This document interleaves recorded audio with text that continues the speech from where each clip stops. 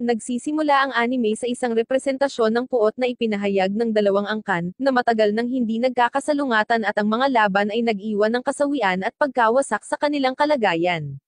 Kinaladkad na nila hanggang sa makalimutan na nila ang dahilan ng kanilang away. Sa isang tiyak na punto, isang pulong ang nagaganap sa Sunpu Palace kung saan ang mga pinuno ng parehong angkan, sina Ega Ogan at Koga Danjo, ay nakikipagkita sa retiradong shogun na si Tokugawa Ieyasu at kanyang mga kasama upang saksihan ang isang tunggalian sa pagitan ng dalawang ninja na kabilang sa mga angkan na ito. Doon, nakilala namin sina Shujen ng Koga Clan at Yash Amaro ng Iga Clan, na naghahanda sa labanan. Mabilis, nagsasagawa si Yash Amaro ng isang tumpak na pag-atake gamit ang mga thread upang bitagin ang kanyang kalaban laban sa isang bato. Dahil hindi siya makatakas, sinubukan niyang tapusin ang laban sa pamamagitan ng paggamit ng kanyang mga sinulid para putulin ang kanyang karibal. Nagpagulat ito sa mga manonood na nagtataka kung paano niya ginagawa ang mga ito ng napakatalim. Sa sandaling iyon, ipinahayag sa amin na ang mga thread na ito ay ginawa mula sa itim na buhok ng babae, na pinahiran ng isang lihim na taba ng hayop na bumubuo ng espesyal na sandata ni Yash Amaro na tinatawag na dark binding. Pagkatapos nito, tumayo si Shujen, handang mag-counterattack, at naglunsad ng sticky web projectile patungo sa kanyang kalaban, na nagpatambo sa kanya at iniwan siyang bahagyang hindi kumikibo. Pagkatapos nito, siya ay nagpapatuloy sa pag-atake sa kanya mula sa likod, ngunit si Yash Amaro ay namamahala upang makatakas sa pamamagitan ng paggamit ng kanyang mga thread upang putulin ang web, na nagpa-attrade sa kanyang kalaban. Makalipas ang ilang sandali, patuloy silang nakikipaglaban ng galit na galit sa bubong ng palasyo habang nanonood ang mga matatanda. Noon namin nadiskubre na, dahil sa kanilang patuloy na labanan, ang magkabilang angkan ay napilitang pumirma sa isang kasunduan na nagtatakwil sa digmaan, na nakapagtataka kay Hanzo, isa sa mga kasama ng shogun, kung bakit siya magiging interesado na makakita ng ganoon. Pagkatapos, ipinahayag sa amin na dati siyang nakipagpulong sa isang pari, na nagpayo sa kanya na gumamit ng mga ninja upang ihalal ang ikatlong shogun, na may layuning pigilan ang mga labanan sa pagitan ng mga taga-suporta ng mga tagapagmana sa posisyon. Sa pagbabalik sa laban, ang dalawang ninja ay umakyat sa tuktok ng palasyo upang ipagpatuloy ang kanilang labanan, ngunit sa gitna ng aksyon, sila ay pinigilan ng shogun, na nagsasabing sapat na ito. Makalipas ang ilang sandali, inialay niya ang sarili sa pagbanggit sa mga matatanda kung gaano siya namangha sa husay ng mga ninja ng magkabilang angkan. Iyon ay kapag tinanong niya sila kung handa silang ipagsapalaran ang kanilang buhay, at ang buhay ng mga miyembro ng kanilang pamilya, upang magpasya kung sino ang susunod na pinuno. Tinatanggap nila sa kondisyon na babawiin ni Hanzo ang kasunduan ng pagtalikod sa digmaan na umiiral sa pagitan ng kanilang mga pamilya, na tinatanggap niya. Pagkatapos, binibigyan ng shogun ang parehong mga pinuno ng isang scroll kung saan dapat nilang isulat ang mga pangalan ng 10 ninjas na lalahok sa labanan. Pagkatapos ay itinalaga niya ang bawat angkan upang protektahan ang isa sa mga tagapagmana sa posisyon ng pinuno, at sinabi niya sa kanila na kapag natapos na ang pagpaslang, ang nabubuhay na tagapagmana ay magiging ikatlong shogun. Higit pa rito, ito ay nangangako na ipagkakaluwab ang katanyagan at kaluwalhatian sa nanalong angkan. Pagkatapos nito, pagsapit ng gabi, inutusan ng dalawang pinuno ang kanilang mga ninja na umatras at iulat ang nangyari sa kani-kanilang mga angkan. Nagpatuloy sila sa pag-alis, naiwan ang parehong matatandang mag-isa. Sa sandaling iyon, makikita natin ang isang alaala kung kailan ito ay mga bata-bata pang magkasintahan na nagkita sa likod ng kanilang mga angkan.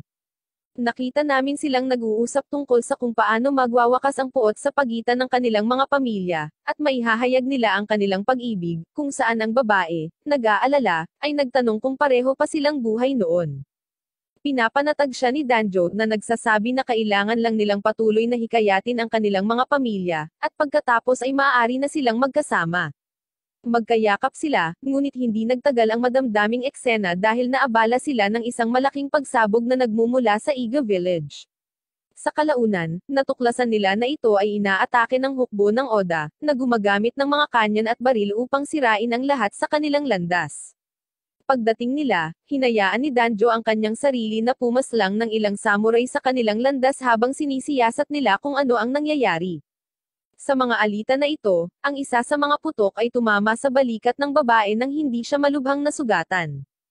Pareho nilang hinanap ang elder sa nayon, ngunit pagdating nila, natuklasan nilang pinaslang ito. Noon si Hattori Hanzo, tagapagtatag ng Kuga Clan, na nauna sa kanila, ay nagmungkahi na dapat silang tumakas dahil mas maraming tropa ang papunta sa kanila, at hindi sila makakalaban. Sa sandaling iyon, isang galit na si Ogen ay sinubukang harapin sila ngunit pinigilan siya ni Danjo na humikayat sa kanya na tumakas kasama ang iba. Sa pag-alis ng nayon, dumating sila sa isang kagubatan, kasama ang iba pang mga miyembro ng Iga Clan, kung saan sinabi niya sa babae na iwanan muna siya sa isang ligtas na lugar, at pagkatapos ay pagalingin ang kanyang balikat. Ngunit biglang, sila ay inaatake mula sa mga anino, at ang mga ninja na kasama nila ay isa-isang bumabagsak. Noon namin natuklasan na ang mga umaatake ay mga miyembro ng Kuga Clan, isang katotohanan na nakalilito kay Danjo, kaya tinanong niya sila kung ano ang dahilan ng kanilang pag-atake. Ang isa sa kanila ay sumagot na ang mga elders ay nagpasya na ito ay isang magandang panahon upang tapusin ang kanilang karibal na angkan. Si Danjo, kasama ang kanyang autoridad bilang pinuno, ay sinubukan silang hikayatin na huwag gawin ito, ngunit inihayag nila na mayroon silang direktang utos na huwag siyang sundin. Sa sandaling iyon, si Ogen, na nasaktan sa pagtataksil ng kanyang angkan, ay hindi pinapansin ang anumang pagtatangka sa panghihikayat na nagmumula sa kanyang kasintahan. Doon niya napansin na walang silbi ang mga pagsisikap niya, at umalis siya. Pagkatapos nito, sa desperadong pagtatangka na makaganti, inatake ni Ogen si Danjo gamit ang isang katana kung saan siya ay tumugon sa pamamagitan ng pagtatanggol sa kanyang sarili. Sa pagbabalik sa kasalukuyan, ang parehong matatanda ay nag-uusap tungkol sa 10 ninjas na pinili nila para sa labanan. Biglang inilunsad ni Danjo mula sa kanyang bibig ang isang karayong diretso sa kanya, na tumusok sa kanyang lalamunan, kaya nagpapatuloy siya upang i-cross ang kanyang pangalan sa listahan habang ang kanyang kalaban ay bumagsak sa lupa. Sa kalaunan ay binanggit niya ang ilang mga salita bago siya inatake ng isang lawin, na nakakagambala sa kanya. Pagkatapos, si Ogen, gamit ang isa sa mga karayom na itinusok sa kanya, ay tumusok sa katawan ng kanyang matandang kalaban. Sa makatuwid, nagpasya din siyang alisin ang kanyang pangalan sa listahan, sa kalaunan ay bumagsak sa lupa at nasasawi kasama ang kanyang dating kasintahan.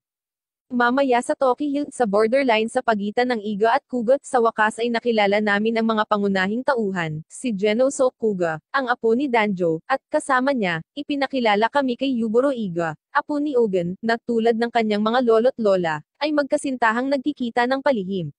Kapag nagkita sila, niyakap siya ng babae at ipinahayag ang kanyang pag-aalala dahil ang kanyang lola ay hiniling sa Sunpu Palace. Sinubukan ni Genoso Kuga na pakalmayin siya, binanggit na ang puot sa pagitan ng kanilang mga angkan ay isang bagay na sa nakaraan at na, salamat sa kasunduang pangkapayapaan na nilagdaan dati, hindi na dapat magkaroon ng digmaan sa pagitan nila. Sinabi rin niya sa kanya na ang kanilang mga pinuno ay ipinatawag lamang upang ipakita ang kanilang mga kasanayan sa harap ng shogun, na nagpapakalma sa babae. Sa kanilang paglalakad sa kagubatan, nagkukwentuhan sila tungkol sa pagbisita ng kanilang pinuno sa palasyo. Sa isang tiyak na punto, ipinahayag ng babae na, sa kabila na nagmula sa isang pamilya ng mga ninja, siya ay napakahina at walang anumang uri ng kakayahan, isang dahilan na ikinahihiya niya dahil pakiramdam niya ay hindi siya makakatulong. Sa makatuwid, tumugon si Genoso Kuga sa pamamagitan ng pagbanggit na kapag ang kanilang mga pamilya ay payapa na sa isa't isa, hindi na iyon kakailanganin. Pagkatapos nito, parehong ibinunyag na hindi nila alam ang dahilan sa likod ng puot sa pagitan ng kanilang mga angkan at nagpatuloy sa kanilang landas. Kasabay nito, sa ibang lugar, makikita natin kung paano inalis ng isang Kuga Clan ninja ang isang messenger falcon na may scroll na pag-aari ni Ogen, ngunit nang hahawakan na niya ito, pinigilan siya ng isang miyembro ng Iga Clan, na sumigaw na hindi niya dapat gawin ito kung hindi siya mula sa kanyang angkan. Tinanggap niya pa rin ito, hindi pinapansin ang ibinabala nila sa kanya. Doon, natuklasan namin na ito ang scroll na ipinadala ni Ogen mula sa Sunpu. Nagalit ang matandang miyembro ng Iga, habang kinukutsa siya ng chubby na ninja, na binanggit iyon, dahil magsasama sina Genoso at Yuburo para makalimutan ang nakaraan ng angkan, dapat din silang dalawa. Pagkatapos ay tumakas siya dala ang scroll, pinukaw ang matandang lalaki, na ikinagalit niya. Sa kanyang kapangyarihan ng pagkalastiko, pinatumba niya ito gamit ang isang sipa sa ulo. Makalipas ang ilang segundo, ang chubby ninja ay nakabawi mula sa pag-atake, pagkatapos ay tumungo pa'y taas, pinalobo ang kanyang katawan upang tuluyang bumagsak sa lupa. Sa paglapag, nawala sa kanyang paningin ang matandang lalaki, na biglang nagsimulang umatake ng tuloy-tuloy gamit ang kanyang nababanat na mga kamay, ngunit ang kanyang kalaban ay namamahala sa pag-iwas at pag-counterattack. Gayunpaman, hindi rin siya matagumpay sa kanyang diskarte. Sa kabila ng lahat, pagkatapos ng ilang segundo, ang miyembro ng kuga ay namamahala upang makatakas gamit ang scroll. Nang maglaon sa ibang lugar ng kagubatan, nakita namin si Shuja na nagsasabi na, "Salamat sa pagnanakaw ng scroll, hindi malalaman ng Iga clan ang tungkol sa labanan, kaya madali nilang tatapusin ang mga ito." Sa kabilang banda, nakikita natin kung paano nalaman ng mga miyembro ng angkan ng kuga ang pagkasawi ng kanilang pinuno na si Danjo.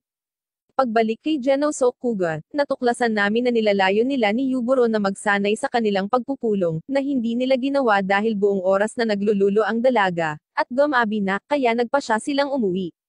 Habang pauwi, nakaramdam ng panganib si Genosok Kuga at huminto upang pagmasdan ang kanyang paligid.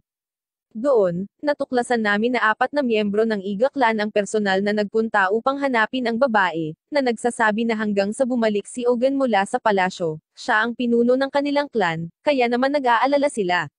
Sa sandaling iyon, nagtanong ang isa sa kanila kung nakita na ba nila si Rose, ang matandang nakipag-away sa Chubby Ninja noong nakaraang gabi, dahil hindi pa ito bumabalik.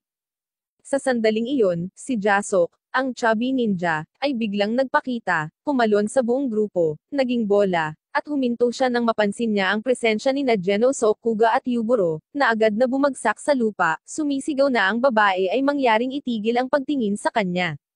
Sa sandaling iyon, binanggit ni Genosok Kuga na ang mga mata ni Yuburo ay may likas na regalo na may kakayahang makagambala sa lahat ng mga diskarte sa ninja. Biglang, nakita namin ang matanda na dumating, na mabilis na sinabi sa lahat na si Jasok ang may scroll na pag-aari ni Ogen. Dahil dito, humingi sa kanya ng paliwanag si Genosok Kuga bago siya hampasin at ibigay ang scroll sa babae, ang kasalukuyang pinuno ng Iga clan, na binasa niya bago siya nagambala ng isa sa kanyang mga miyembro ng clan, na sumisigaw na hindi niya ito dapat basahin sa harap ni Genosok Kuga, dahil maaari itong magbunyag ng mahalagang impormasyon sa Kuga clan. Higit pa rito, ang iba pang mga miyembro ay nagpapaalala sa kanya na ang seremonya ng unyon sa pagitan nila ay hindi pa nagaganap. Ito ay nagpapalungkot sa babae, at nang siya ay malapit ng mabalisa, si Genosok Kuga ay nagpasya na umalis upang panatilihin ang kapayapaan, na nagsasabi na naiintindihan niya ang mga dahilan ng kanilang pag-aalinlangan, at inamin na sila ay kumilos ng walang pasensya. Samantala, nagpasya ang mga miyembro ng Iga clan na basahin ang scroll at nabigla sila sa balita.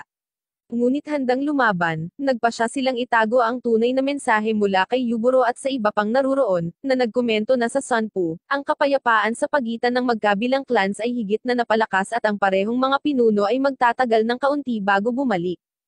Kaagad pagkatapos, ang mga miyembro ng Iga, na nagtatago ng kanilang tunay na intensyon, ay nagpasya na anyayahin sina Genosok Kuga at Jasok na pumunta sa kanilang nayon kasama sila.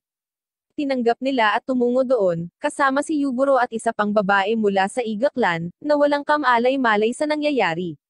Ang lahat ng iba pang mga ninja ay nagpapatuloy upang ipaalam sa mas matataas na ranggo ng kanilang clan ang tungkol sa paparating na labanan.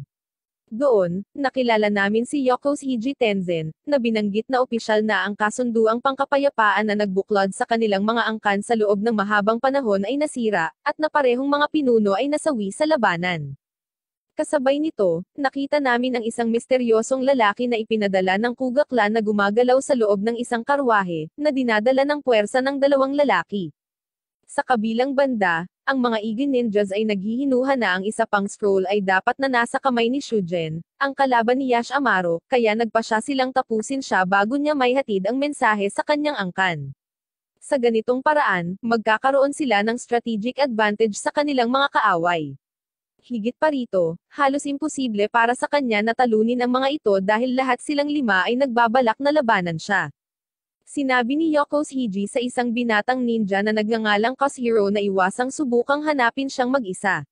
Sa sandaling iyon, nagtanong ang isa sa mga babae tungkol kay Yash Amaro, na sinabihan na malamang nababalik siya sa gabi or sa susunod na araw, syempre, kung nagawa niyang umalis sa palasyo ng buhay.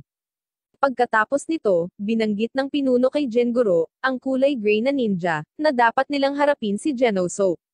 Ngunit binanggit niya na hindi niya iniisip na ito ay isang madaling gawain dahil hindi nila talaga alam ang kanyang lakas, at nakita nila itong misteryoso at nakakatakot.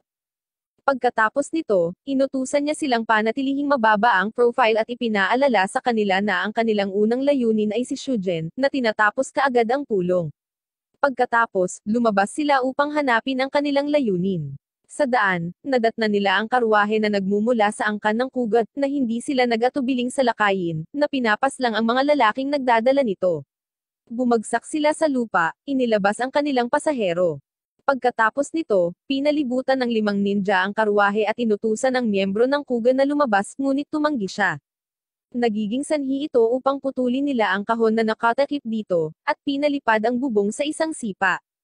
Ang mga miyembro ng Iga ay nagulat, napansin na ito ay isang ninja na walang mga braso or binti na nagngangalang Jim Oshijubi, na nagrereklamo tungkol sa kanilang kakulangan sa edukasyon para sa pagpapahinto sa kanya sa ganoong paraan, at pagsira sa kanyang transportasyon. Pagkatapos ay ipinakilala ni Yokos Hiji ang kanyang sarili, at binanggit na hindi siya maaaring umupo nang walang ginagawa habang ang kanyang matandang pinuno ay pumunta sa Sunpo, kung saan ang Kuga Ninja ay tumugon na siya rin ay nakakaramdam ng pareho tungkol kay Danjo, dahil sinabi sa kanya ng bituin na hindi siya maging maswerte. Nang marinig ito, si Yokos Hiji, na minamaliit ang kanyang kaaway, ay nag-utos sa iba na ipagpatuloy ang kanilang pangangaso, dahil kakayanin niya itong mag-isa. Sila ay sumunod sa kanya at umalis. Sa sandaling sila ay nag-iisa, sinabi ni Yokos Hiji na hindi niya alam ang mga kakayahan ng kakaibang miyembro ng kuga na ito, kaya hinihiling niya na bigyan siya ng paliwanag tungkol sa uri ng pamamaraan na ginagamit niya, na nagbabanta na tatapusin niya siya kapag tumanggi siya. Pagkatapos ng isang masamang tawa, ang may kapansanan na ninja ng kuga ay naglunsad ng espada sa kanyang kalaban gamit ang kanyang bibig, tinusok ang kanyang katawan at agad siyang pinaslang. Ang Iga Ninja ay bumagsak sa lupa, at ang kanyang kalaban ay nagpapatuloy na ibalik ang kanyang espada sa loob. Matapos ang kanyang tagumpay, iniisip niya kung ano ang dahilan ng pag-uugali ng Iga clan. Pagkatapos, determinadong malaman ito, umalis siya, gumagalaw sa lupa tulad ng isang ahas na ginagawa niya salamat sa ilang mga kaliskis sa kanyang katawan na nagtutulak sa kanya pasulong. Sa kabilang banda, sa pagsapit ng gabi, si Geno Sokuga at ang iba ay nagpatuloy sa kanilang paglalakbay patungo sa nayon ng Iga. Kinagabihan, nakita namin si Shujin na tumatakbo ng buong bilis sa kagubatan habang hinahabol ng 4 na ninja. Sa sandaling maabot nila siya, hinahamon nila siya sa isang labanan ng mga diskarte sa ninja, na nagpapaisip sa kanya kung paano nila nalaman. Sa pagtanggap sa hamon, naging determinado siyang lipulin sila at i-cross ang kanilang mga pangalan sa listahan. Biglang, gamit ang maraming sapot ng gagamba, nahuli niya ang 3 sa kanila, pagkatapos ay lumapit, naglalakad sa kanilang mga lambat pagkatapos na maglagay ng isang uri ng langis sa kanyang mga kamay. Sa sandaling maabot niya ang matanda, ganap na kumpiyansa, tinanong niya ito kung paano niya gustong masawi, kung saan, pagkaraan ng ilang sandali, tumugon siya na lulunukin niya ang kanyang mga salita. Kaagad pagkatapos, napapalibutan si Shujin ng mga pink butterflies na lumilipad sa buong lugar. Bahagi ito ng kakayahan ni Hatonobi, ang tanging hindi nahuli ng mga lambat na matapos takpan ng mga paru-paro ang kalaban ay pumulot ng karit na nalaglag kanina ni Koshiro. Pagkatapos ay ipinasa niya ito sa isa sa kanyang mga kasama, na tinatawag na Nangka, na maaaring gumamit ng kanyang mahabang buhok na parang isang galame. Walang pag-aalinlangan, ginamit niya ang sandata upang salakayin ang kanyang kalaban, na nabulag ng mga paru-paro, na tinusok siya sa ulo. Ngunit hindi ito sapat para talunin siya, dahil pagkaraan ng ilang segundo, nagawa niyang maalis ang scroll, itinapon ito sa isa sa kanyang mga kasama, ang walang paa na ninja na nagtatago sa isang bush. Nang mapansin ito, ginamit ni Nangka ang kanyang buhok kasama ang karit para palayain silang lahat, at sinundan nila ang scroll na nasalo ni Jamashi, na agad na tumakas. Hinabol siya ng mga Iga Ninja, naiwan si Shujin at ang babae. Nilapitan niya ang kanyang naghihingalong kaaway upang tanungin siya tungkol kay Yash Amaro, kung saan siya ay tumugon sa pamamagitan ng pagspit ng sapot ng gagamba sa kanyang mukha, na ikinagalit niya at tinusok siya ng paulit-ulit habang sinisigawan siya. Samantala, hinahabol ng kanyang mga kasama ang gumagapang na ninja, ngunit kahit anong pilit nila ay hindi nila ito maabot or mapigilan. Ayun bigla siyang huminto dahil may nakaharang sa daraanan niya. Pagkatapos ay natuklasan namin na ang taong nakaharang ay si Yoko Shiji, na tila hindi pa talaga nasawi. Sa kalaunan, hiniling niya kay Jamashi na ibigay sa kanya ang scroll na nagsasabi na alam na niya ang sikreto nito. Kaagad pagkatapos, sinunggaban siya ng Snake Ninja, ngunit ginamit niya ang kanyang katana upang hatiin ang kanyang katawan sa kalahati, na tinapos ang kanyang buhay. Nang maglaon, binasa ng mga ninja ng Iga ang parehong mga scroll at napagtanto na sila ay eksaktong pareho, kaya nagpasya silang alisin ng isa sa pamamagitan ng paghahagis nito sa apoy. Doon sila muling nakita ni Hotorobi, na nagsasaad na siya ay naghahatid lamang ng pangwakas na atake sa kanyang dating kalaban. Pagkatapos nito, nagpapatuloy sila upang i-cross ang kanyang pangalan sa listahan, at sinabi ni Yoko Shiji na ang mga Iga clan lang ang mabubuhay. Pagbalik kay Geno Sokuga at sa iba pa, nakarating sila sa Iga Mansion sa gabi at sinalubong sila ni Jingoro, na ibinalita sa kanila na handa na ang handaan. Ngunit sa sandaling iyon, isang lawin ang dumaong malapit sa kanila at dumapo sa tabi ng pasukan, na naghihinala kay Geno Sokuga at sa kanyang kapareha sa intensyon ng kanilang host. Sa kabila nito, tumugon sila sa imbitasyon at pumasok sa mansyon. Pagdating sa loob, naghahanda silang magsaya sa piging kasama ng iba pang miyembro ng Iga clan, na mukhang hindi masyadong masaya na may mga bisita. Pagkaraan ng ilang sandali, nakita namin si Jasok na nagpapahayag ng kanyang pagkagusto kay Miss Yuburo. Dahil dito, hindi siya komportable, kaya inutusan siya ni Geno Sokuga na kumilos ng maayos. Pagkatapos nito, tinikman ni Geno Sokuga ang pagkain at nagkomento kung gaano ito kasarap, na nagsasabi na ang lasa ay iba sa pagkain ng kanyang angkan, kung saan sinabi sa kanya ni Yuburo na maaring ito ay dahil sa asin na ginagamit nila, dahil ito ay direktang binibili mula sa Ako, na isa sa mga pangunahing lungsod na gumagawa ng asin sa Japan. Matapos banggitin iyon, nag-aalok ang babae na bigyan sila ng kaunting asin dahil mayroon silang isang bodega na puno nito, kung saan tumugon si Jasok sa pamamagitan ng pagsasabi na ito ay lubhang kapaki-pakinabang sa kanila.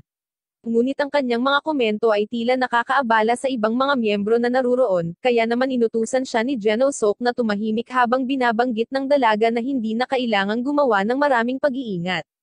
Pagkatapos ay nagpasya si Geno Sok na magandang ideya na samantalahin ang pagkakataong ipakita sa lahat ang resulta ng kanyang pagsasanay, kaya nagpatuloy siya sa pagkuha ng isang bagay na inimbak niya sa kanyang suit na malinaw na nag-aalerto sa mga miyembro ng Iga. Ngunit natahimik sila nang mapansin nilang isa itong flute kung saan sasamahan nila ang isang sayaw na ginawa ni Yuburo. Binanggit niya na ini-save nila ang pagtatanghal na ito para sa seremonya, at hinikayat siya ni Geno Sok na gawin ito. Susunod, hiniling ni Geno Sok na payagang ipagdiwang ang kapayapaan sa pagitan ng magkabilang angkan sa pamamagitan ng isang kanta at sumayaw sa tunog ng flute. Pagkatapos ng mga salitang ito, pareho silang nagpatuloy sa paggawa ng kanilang presentasyon. Mamaya, pagkatapos ng hapunan, nakita namin kung paano natutulog si Jasok habang si Yuburo ang namamahala sa pagsara ng pinto. Pagkatapos, pinapanood namin si Geno Sok na humihingi ng paumanhin kay Yuburo para sa pag-uugali ng kanyang kapareha, isang katotohanan na hindi talaga nag-abala sa babae, kabaligtaran, na nagsasaad na nakita niyang nakakatawa ito. Inamin din ni Geno Sok na masaya siyang makinig sa mga kwento ng kanyang host. Sa panahon ng pag-uusap, nagtanong siya tungkol sa iba pang mga ninja na nakita nila kanina, na binanggit na hindi sila dumating at maaaring dahil hindi nila gusto ang kanilang presensya sa lugar na iyon. Gayunpaman, nagkomento rin siya na matatagalan pa bago sila magkakilala. Ang dalawa ay patuloy na nag-uusap habang ang kanilang mga host ng Iga ay lihim na nagkikita at pinag-uusapan ang scroll na binanggit na hindi dapat malaman ni Yuburo ang katotohanan kung hindi sila ay magkakaproblema. Pagkatapos ay iminumungkahi nila na dapat nilang pangasiwaan ang pagtatapos kay Jasok, isang gawain na malugod na tinatanggap ni Ikino. Sa kabilang banda, nakikita natin kung paano nagising ang chubby ninja mula sa kanyang pagkakatulog, at agad na napansin na iniwan siya ng mga ito na nakakulong, kaya nagpa siya siyang tumakas, hinulma ang kanyang katawan at dumaan sa mga bakal na bar ng bintana. Nang nasa labas na siya, tumungo siya sa kinaroroonan ni Geno Sok at huminto sa labas ng kanyang silid upang tingnan ang pag-uusap nila ni Yuburo, sa paniniwalang may maririnig siyang kawili-wili. Noon namin nakitang papalapit si Ikino kung saan natutulog ang chubby ninja, na may balak na tapusin siya. Pagdating, napansin niyang nawala ito at nagmamadaling lumabas para hanapin ito. Nang nasa labas na, ang dalaga ay biglang binuhat ni Jasok, na nagsimulang magbiro tungkol sa pagpapalipez ng gabing magkasama. Maya-maya, nakaalis sa pagkakahawak ang dalaga at napaatras matapos siyang sipin sa mukha. Pagkatapos nito, hinahamon niya ang chubby na lalaki sa isang labanan ng mga kasanayan sa ninja, na nagsasabi na kapag natalo siya, tutuparin niya ang kanyang hiling at maging asawa niya sa isang gabi. Tinanggap niya ito ng walang pag-aalinlangan, at binanggit na hindi niya gagawing madali ito para sa kanya. Kaagad pagkatapos, ang babae ay nagsimulang maglabas ng dugo sa buong katawan, na pagkaraan ng ilang segundo ay itinapon niya patungo sa kanyang kalaban, tinakpan ito at kasabay nito ay binaha ang buong site ng pulang hamog. Kasabay nito, nakikita namin kung paano nagpaalam si Yuburo kay Genosok para pumunta sa kanyang silid, inosente na siya ay pinagmamasdan ng isang taong hindi nakikita. Pagbalik sa labanan, naging desperado si Jasok dahil nawala ang kanyang kalaban, at hindi niya ito mahanap. Pagkatapos, sa likod niya, nagpakita ang babae at inatake siya sa ulo gamit ang kanyang katana, na nagpatambos sa kanya. Sa palagay niya ay nanalo siya ngunit mabilis na umatras kapag tinamaan siya nito. Doon, natuklasan niya na ginamit ng chubby na lalaki ang kanyang kakayahan upang saluhin ang katana gamit ang kanyang mga pisngi. Susunod, inilunsad niya ang katana sa kanyang karibal, na nasalu ito ng walang problema. Pagkatapos nito, ang babae ay umatake muli, nawala sa hamog at umaatake gamit ang kanyang espada, ngunit ang chubby na lalaki ay namamahala sa pag-iwas sa kanyang mga pag-atake, kung saan ang babae ay nagtatapos sa pagkawala ng kanyang sandata. Pagkatapos nito, isinasaalang-alang ang kanyang sarili na nanalo, tinapos ni Jasok ang laban.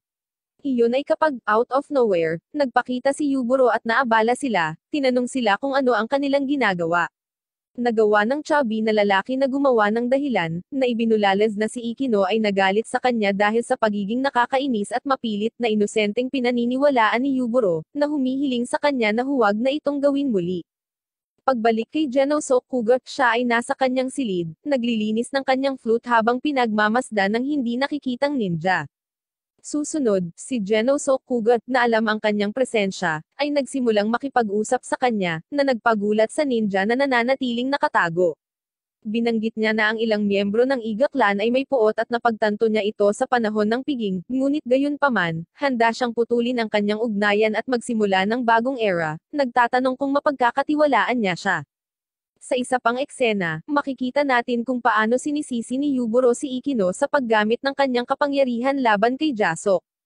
Habang naglalakad, nadiskubre niya ang bakas ng asin na nagmumula sa pantry, kaya nag-alala siya at dumiretso sa kinaroroonan ni Genosok Kuga. Pumasok siya sa kanyang silid, nabalisa, at napansin niyang okay lang siya, kaya humingi siya ng tawad at umalis. Pagkatapos, sa galit, sinimulan niyang tawagan si Jenguro, na lumabas na ang ninja na hindi nakikita. Nang matuklasan niya ito, inihayag niya ang kanyang sarili, bumagsak sa lupa, nagiging isang uri ng deformed mass, at ibinaba ang kanyang sandata. Nagsisimula siyang umatras, nakikiusap kay Yuburo na huwag tumingin sa kanya. Tinanong niya siya, na may luha sa kanyang mga mata, kung sinubukan niyang tapusin si Genosok, ngunit tila hindi siya makasagot, dahil gumagapang lamang siya, humihingi ng tubig. Pagkatapos binanggit ni Ikino na dapat nila siyang tulungan, ngunit tumanggi si Yuburo, at sinabing ito ang magiging parusa niya. Ilang sandali pa, nakita namin si Jasok na naghuhugas ng mukha sa isang kalapit na ilog nang bigla niyang mapansin si Jenguro na gumagapang patungo sa kanya, kaya naman iniisip niya kung sinubukan niyang tapusin si Genosok Kuga.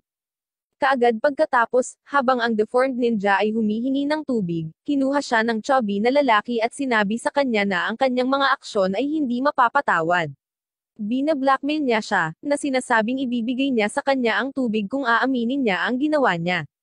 Pagkatapos ay ibinunyag ni Jenguro ang katotohanan tungkol sa kasunduang pangkapayapaan, na nagpapahayag na ang parehong mga angkan ay nasa digmaan. Bigla siyang bumubulusok ng tubig sa chubby na lalaki, na ikinatumbo niya.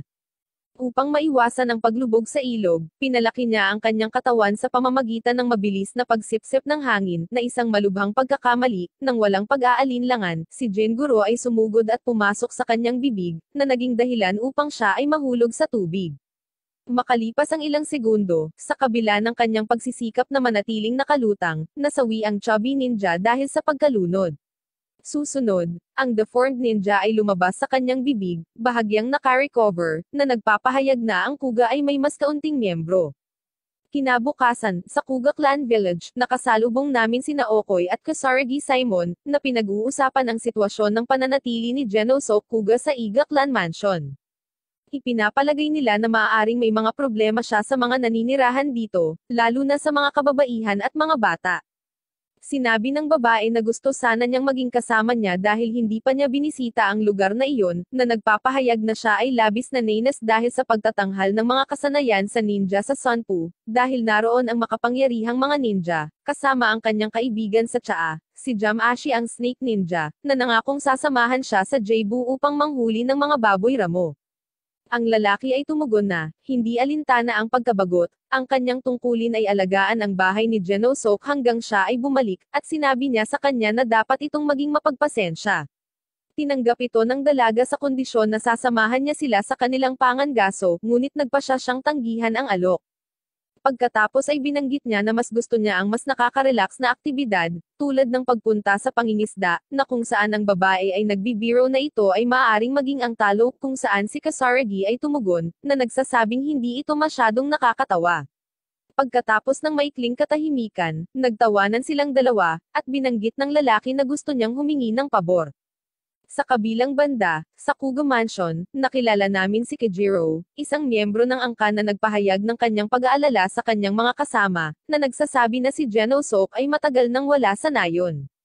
Isang bulag na ninja na nagngangalang Muragahiyoma ang nag-utos sa kanya na huminto sa pagungal, dahil napagpasyahan ito ni Genosok na nagpapaalala sa kanya na, sa kabila ng mga pagtutol, ang desisyong ito ay makikinabang sa lahat. Pagkatapos ay ipinakilala sa amin si Kasomi Gyobo, isang bukal, matapang na ninja na may nakakatakot na hitsura, na gumambala sa kanyang kapareha, na nagpapatingkad na tila sinusubukan niyang kumbensihin ang kanyang sarili, na kinumpirma niya, na binanggit na siya ay tama, dahil wala siyang mga argumento na sumalungat sa desisyon ni Genosok Kuga, na nagpapakita na hindi rin siya masyadong ligtas sa sitwasyon. Pagkatapos, ipinahayag ng babae na tila nakakabalisa para sa kanya na si Genosok ay kailangang sumama sa isang taong hindi niya gusto para lamang sa kapayapaan, at na sinasayang niya ang kanyang buhay sa mga walang kabuluhang date, na nagsasabi na walang sino man ang nagnanais ng ganoong kapayapaan, at kung ang Kuga Clan ay tunay na mahalaga sa kanila, dapat masawi si Yuburo. Ipinahayag ng kanyang kasamahan na nag-aalala rin siya tungkol sa kaligtasan ni Genosok, na nagpapaalala sa kanila na ang hula ng Snake Ninja ay nagpahiwatig ng kasawian, na nagpapahiwatig na sina Genosok at Shujen ay nasa panganib. Iminumungkahi ni Kasomi na maaari siyang mag-imbestiga. Pagkatapos ay dumating si Kasaragi, na binanggit na, sa katunayan, ipinadala na niya si Okoy, na isang magandang galaw, dahil bilang isang babae, hindi sila masyadong maghay-hinala sa kanya, at maaari siyang mang-alap ng impormasyon. Sa sandaling iyon, natuklasan namin na si Murga ay may sobrang pandinig, dahil bigla niyang binanggit na naririnig niya ang mga yapak ng isang pangkat ng mga ninja sa kagubatan, na pagtanto na sila ay 5 mga kaaway na may pagnanais na pumaslang at hindi kabilang sa Kuga Clan. Dahil dito, naghahanda ang kanyang mga kasama. Kasabay nito, sa Iga Mansion, si Genosok ay nagtataka tungkol kay Jasok, kung saan si Ikino, nalungkot, ay nagsisinungaling, na sinasabi na, sa gabi, siya ay pilit na pinuntahan siya, kaya naman sinalakay siya nito ng pasalita, na sinasabi sa kanya na siya ay hindi kinukonsinti ang mga taong chubby, binanggit na hindi niya akalain na ito ay makakaabala sa kanya ng labis. Ito ay nagpatawa kay Genosok na pagkatapos ay binanggit na mabuti na sabihin nila ang mga bagay na ito sa harap ni Jasok, dahil ito ay isang magandang lunas para sa kanya. Pagkatapos ay humingi siya ng paumanhin kay Ikino para sa abala at tumungo sa hardin ng Ogan sa piling ni Yuburo. Bago umalis, tinanong ng babae ni Genosok Kuga kung nakabalik na si Yokos Hiji at ang iba pang mga miyembro, kung saan ang isa pang babae ay tumugon na hindi pa, isang katotohanan na pumukaw ng hinala kay Genosok. Sa kabilang banda, nakikita natin ang mga Iga Ninja na huminto sa harap ng isang puno, kung saan nagtatago ang isang ninja mula sa Kuga Clan. Madali nila siyang pinatumba at inalis, pagkatapos ay nagpatuloy sa kanilang paglalakbay sa nayon. Sa kabilang banda, nakikita natin kung paano naghahanda ang mga miyembro ng angkan sa pakikipaglaban, pinoprotektahan ang mga sibilyan sa mga silid sa ilalim ng lupa at inihahanda ang kanilang mga sandata para sa labanan. Nagtago sila at pumwesto para tumambang. Pagdating ng mga Eagle Ninja sa lokasyon, napansin nila na ang lahat ay kaina-hinalang tahimik, ngunit plano nilang pumasok, na nagpapanggap bilang mga mensahero ni Geno Soko at ay adapt ang kanilang diskarte depende sa sitwasyon, kaya dapat wala silang problema sa pagpasok. Ang hindi nila alam ay ang kanilang posisyon at intensyon ay sinusubaybayan ni Murga. Pagkatapos nito, pumasok sila sa nayon na nababalot ng hamog at pinag-iisipan kung ano ang dapat nilang gawin. Pagkaraan ng ilang segundo, naging alerto si Kazuhiro, na binanggit na nakakaramdam siya ng presensya. Out of nowhere, ang nababanat na matandang lalaki ay mabilis na hinaila patungo sa isang pader ng isang hindi nakikitang puwersa kung saan siya namamahala upang makatakas gamit ang kanyang mga kapangyarihan. Iyan ay kapag natuklasan namin na ito ay si Kasumi, na may kakayahang dumaan sa mga pader at magbalat kayo sa kanila, na inihayag sa lahat ng kanyang mga kasama ang posisyon ng mga ninja na nagsisikap na salakayin ang kanyang nayon. Kaagad, napapaligiran sila ng maraming miyembro ng Iga Clan, na kumukuha ng kanilang mga armas patungo sa kanila. Nang walang ibang pagpipilian, sinubukan ni Yokosuhiji na hikayatin sila, na nagsasabing sila ay mga mensahero lamang mula kay Genoso. Hindi naniniwala si Kasumi, dahil nagmula sila sa Hilaga, na hindi makatwiran dahil nagmula sila sa Iga. Higit pa rito, inaangkin niya ang kanilang mga salita na nagpapahayag ng puot, kaya inutusan niya ang lahat na arestuhin sila. Ang mga ninja ng Kuga ay nagpapatuloy sa pag-atake, ngunit marami ang natapos sa mga miyembro ng Iga na, sa kanilang mga natatanging kakayahan, ay namamahala upang maalis ang isang malaking bilang sa kanila. Ang labanan ay tumatagal ng ilang sandali, habang si Yokosuhiji at ang iba ay sinisira ang kanilang mga kalaban. Pagkatapos, nadiskubre na may wind power si Kazuhiro, na ginagamit niya para makabuo ng buhawi at maalis ang dalawang kalaban. Bukod pa rito, nakaka-absorb din siya ng projectiles na nakikita natin kapag nakaharap niya ang malasyugan na Spider Ninja, na madali niyang tinatalo. Matapos tapusin ang karamihan sa kanilang mga kaaway, ang Eagle Ninjas ay nagpatuloy upang harapin si Kasumi at ang iba pang bahagi ng Kuga. Ngunit nang sila ay magsisimula na, sila ay nag-ambala ni Murga, na nagtanong sa kanila kung bakit sila agresibo, na sinagot ni Yokosuhiji sa pamamagitan ng pagsasabi na ang lahat ng ito ay para sa pagtatanggol sa sarili. Kalaunan ay ipinahayag niya ang kanyang mga intensyon na ipagpatuloy ang walang katapusang digmaang ito, na nagsasabi na handa silang umatake muli pagkatapos nito. Pagkatapos tumawa ng masama, ginamit nila ang kapangyarihan ni Hatonobe para makatakas. Kasabay nito, sa kagubatan, nakasalubong ni Okoy ang isang hindi kilalang ninja, at dahil sa hinala niya na maaaring miyembro siya ng Iga, nagpasya siyang sundan siya. Sa kasamaang palad, pagkatapos ng ilang sandali ng paghabol, nagawa niyang makatakas. Sa sandaling iyon, sa mansyon ng Iga, hiniling ni Genoso kay Yuburo na magpadala ng mensahero sa kanyang nayon dahil gusto niyang kumpirmahin ang pagbabalik ni Jaso, dahil nag-aalala siya sa kanya.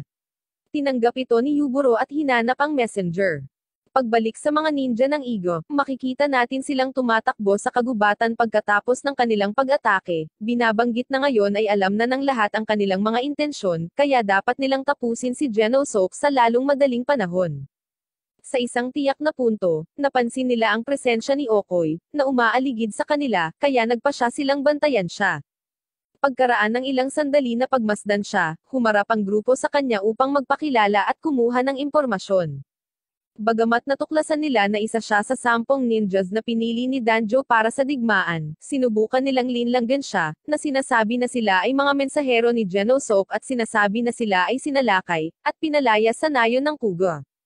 Kaya kahit walang mensahe na ibabalik kay Genoso, hiniling nila sa dalaga na samahan sila. Nagtanong siya tungkol sa kapakanan ni Genoso kung saan sinagot ni Yokosuhiji na kahit nasubukan nilang tapusin siya, hindi sila magtatagumpay laban sa kanyang mga kakayahan.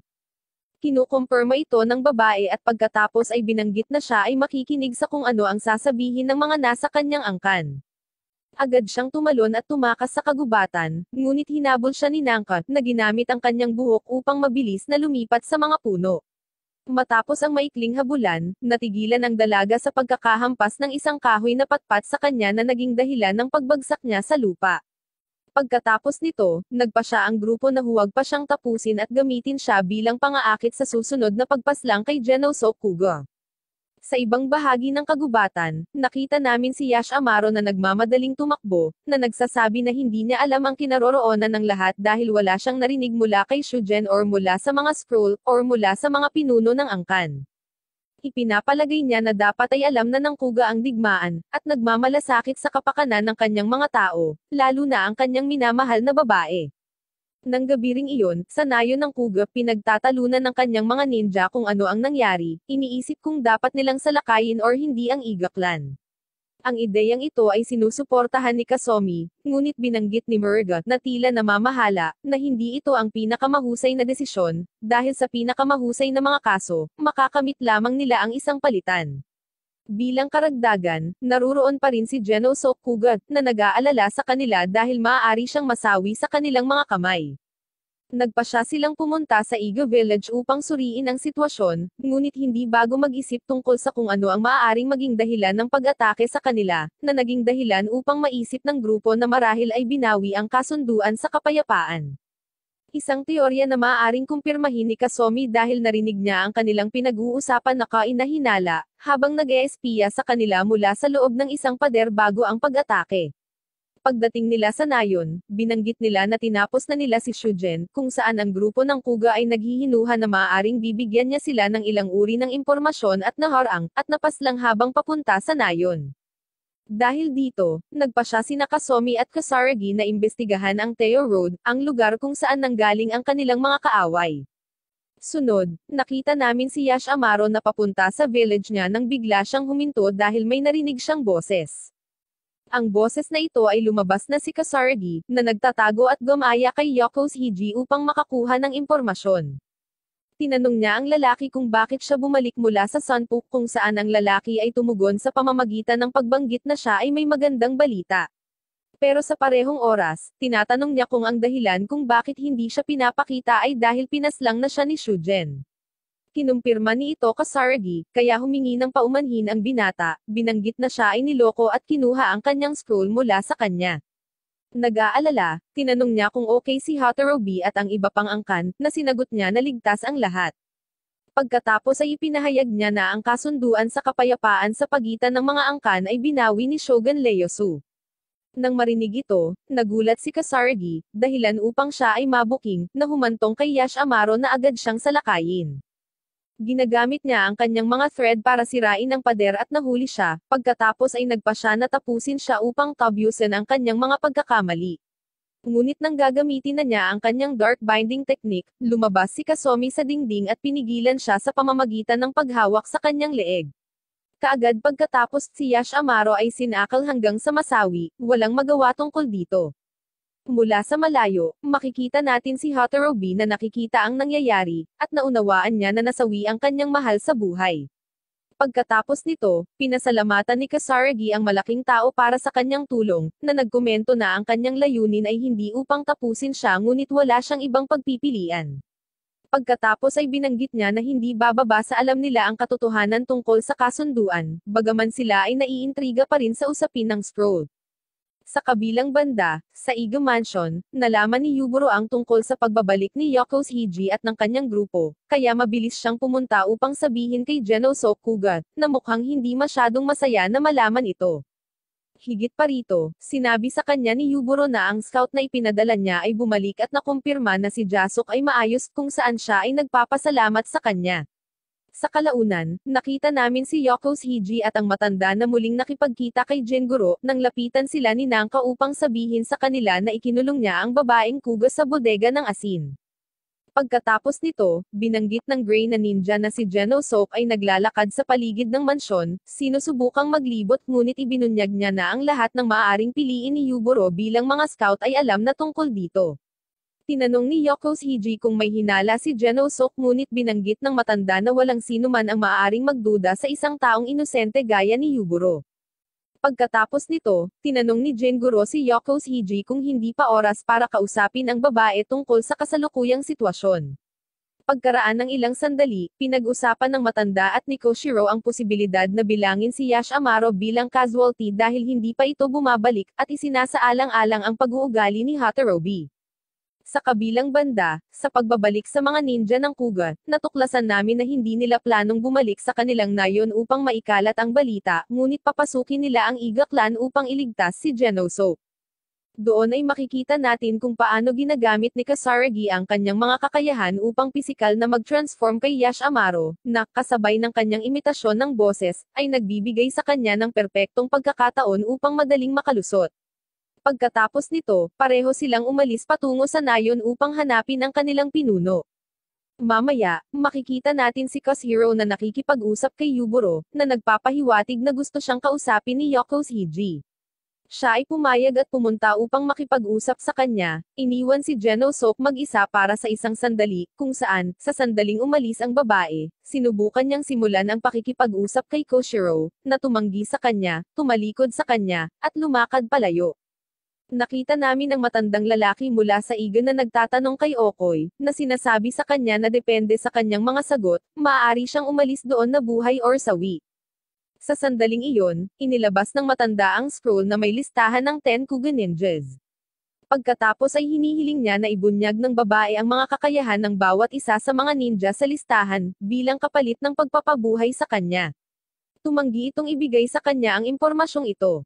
Sa halip, banibiro niya na kung ipagtatapat niya sa kanya kung ano ang nasa tuktok ng kanyang ulo, marahil ay maaari niyang sabihin sa kanya ang isang bagay.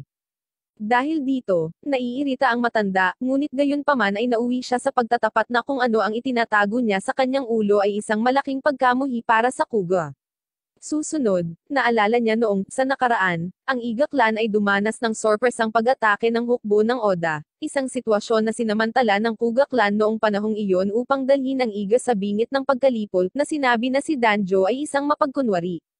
Nang marinig ito, nagalit ang babae at sinubukang bigyang katwiran ang nangyari, binanggit na hindi magagawa ng kanyang angkan ang isang bagay na ganoon, at tiyak na ito ay isang uri ng hindi pagkakaunawaan.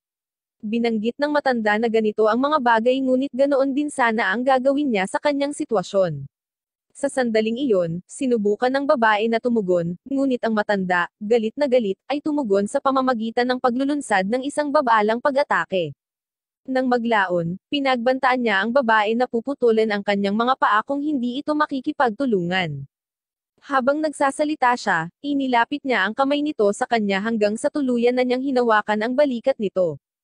Iyon ay kapag ang babae, sa kanyang mga kasanayan, ay sinasamantala ang pakikipag-ugnay upang mapanatili ang kanyang kamay na nakakabit sa kanya. Nang mapansin ito, sinubukan ng matanda na makatakas, ngunit nagawang mahuli siya ng babae sa pagitan ng kanyang mga binti at kasunod na kinagat ang kanyang leeg, mabilis na hinihigop ang dugo ng kanilang kaaway mula sa lahat ng mga punto kung saan sila nakikipag-ugnayan sa kanila, isang proseso na pagkatapos ng ilang sandaling segundo, iniiwan ang katawan ng matanda na parang walang laman at walang buhay na shell. Matapos palayain ang sarili, isinuka ng babae ang ilang dugo at binanggit na dapat niyang malaman kung ano ang ginagawa ng Iga bilang karagdagan sa pagtuklas kung ligtas si Genosop at nakabalik ng buhay sa nayon ng Kuga. Sa kabilang banda, nakita namin sina Kasumi at Kasaragi na dumarating sa nayon. Nagkomento sila na malamang na umaasa ang mga Iga ng counterattack dahil napansin nila ang presensya ng mga especially iya sa paligid. Pagkatapos ay nagpatuloy sila sa paghihiwalay at paglusot na binanggit na magkikita sila sa loob at ang prioridad ay ang kaligtasan ni Genosop.